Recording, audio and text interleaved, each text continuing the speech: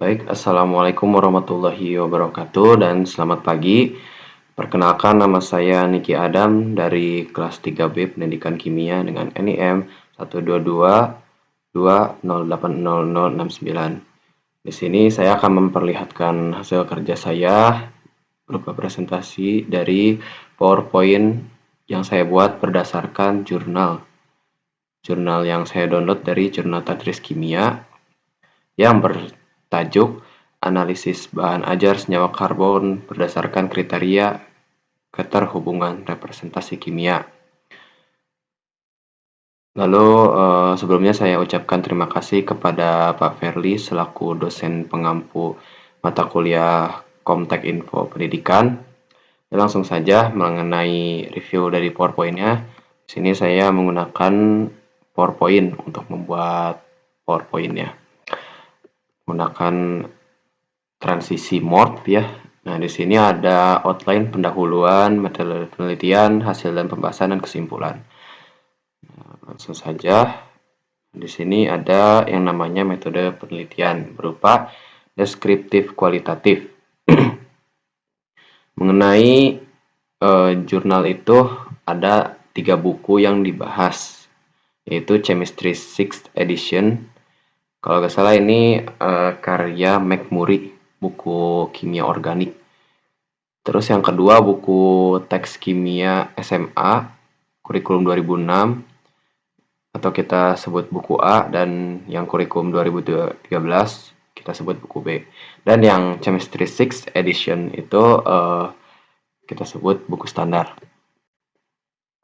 Nah, di sini ada hasil pembahasannya, hasil dan pembahasan berupa yang dilihat itu simbolik, implisit, terus apakah terkait dan terhubung mengenai karbon, dan juga caption ada atau tidaknya.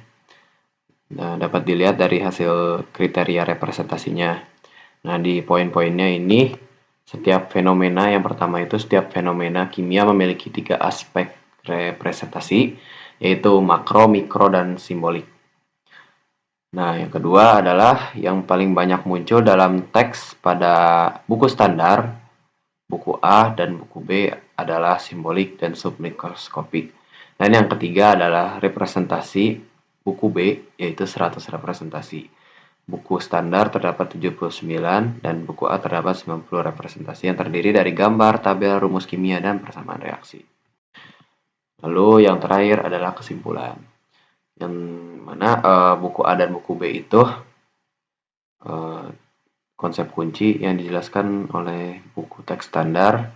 Penyajian konten dan cakupannya tidak seluas dan sedalam konten pada buku teks standar, serta kurang mengaitkan dengan fenomena dalam kehidupan sehari-hari. Namun konsep-konsep yang disajikan sudah sesuai dengan kurikulum, alias sudah sesuai.